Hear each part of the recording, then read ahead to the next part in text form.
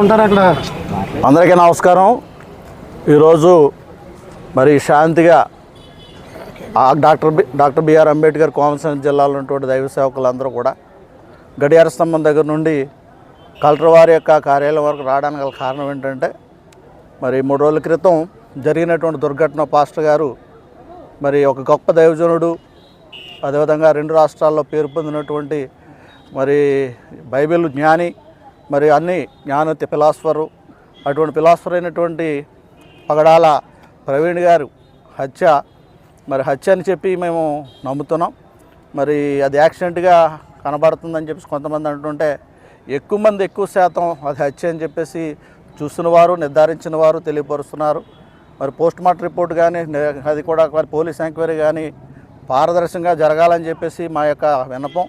మరి ప్రభుత్వం వారు, అదేవిధంగా సీఎం గారైనటువంటి గౌరవనీయులు నారా చంద్రబాబు నాయుడు గారు, హోంమంత్రి గారు, అదేవిధంగా మంత్రిమండలి అంతా కూడా మరి చక్కని మరి మంచి రీతిలో మాకు కుటుంబానికి న్యాయం జరగాలని, మరి క్రైస్తవ సమాజానికి ఒక ధైర్యం, భరోసా కల్పించాలని, మరి ఎటువంటి పునరావృతం కాకూడదని చెప్పేసి మేము ప్రభుత్వానికి విన్నవించుకుంటున్నాం.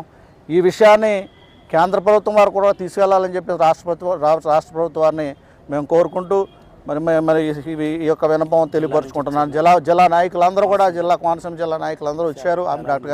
డాక్టర్ బిఆర్ అంబేద్కర్ కోనసీమ జిల్లా నాయకులందరూ రావడం జరిగింది. అదేవిధంగా పెద్ద నాయకులు, అదేవిధంగా చిన్న నాయకులు, అదే పాస్టర్లు అందరూ కూడా రావడం జరిగింది. మహిళలందరూ కూడా ఈ యొక్క విషయంలో సపోర్ట్ చేశారు. అదేవిధంగా మరి ఈ విషయంలో మరి ప్రభుత్వం పెద్ద మనసు చేసుకుని మరి క్రైస్తవులందరికీ, క్రైస్తవ సంఘాలకి, పాస్టర్లకి భరోసా కల్పించాలని కోరుకుంటున్నాం. ఇవాళ బిఆర్ అంబేద్కర్ కోనసీమ జిల్లాలో ఉన్న క్రైస్తవులు వేలాది మంది క్రైస్తవులంగా కూడి ప్రవీణ్ పగడాల గారికి జరిగిన ఈ యొక్క దారుణమైన మరి మరణంలో మేము సానుభూతి తెలియజేస్తూ మా యొక్క దుఃఖాన్ని తెలియజేస్తున్నాము. భారతదేశం అంటేనే అనేకమైన మతాలు కలిసిమెలిసి ఉండే దేశం ఇది.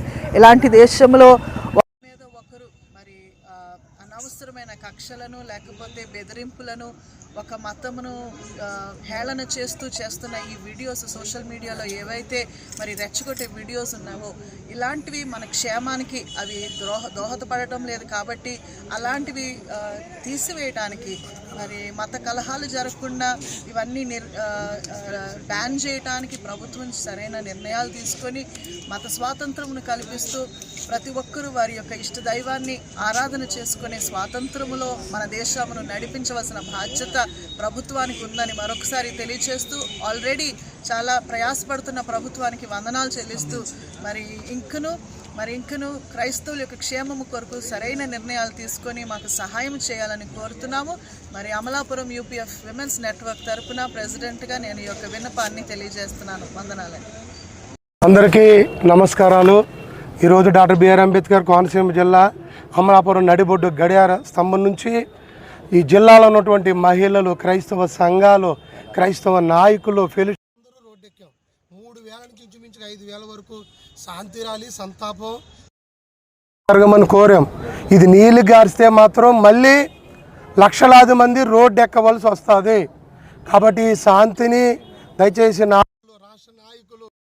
నాయకులు అలాగే డిపార్ట్మెంట్ కూడా ప్రగడాల గారు కుటుంబానికి న్యాయం చేయాలని, ఇక మీదట ఇటువంటి జరగకూడదని, ఇప్పటికే చాలామంది క్రైస్తవులపై దాడులు, అలాగే యూట్యూబ్ ఛానల్లో చాలామంది రకరకాలుగా విమర్శలు తిడుతున్నారండి, దూషిస్తున్నారు, రెచ్చగొడుతున్నారు మతోన్మాదులు. దయచేసి ఇక్కడతో అరికట్టాలని ప్రభుత్వాన్ని చేతులు జోడించి మీడియా వారికి ఇదంతా కూడా ఈ వినతిపత్రం కలెక్టర్ గారికి అలాగే ఎస్పీ గారికి అందరికి ఒక్కొక్కరికి అందజేస్తున్నాం. సార్ ప్లీజ్ మాకు న్యాయం చేయండి.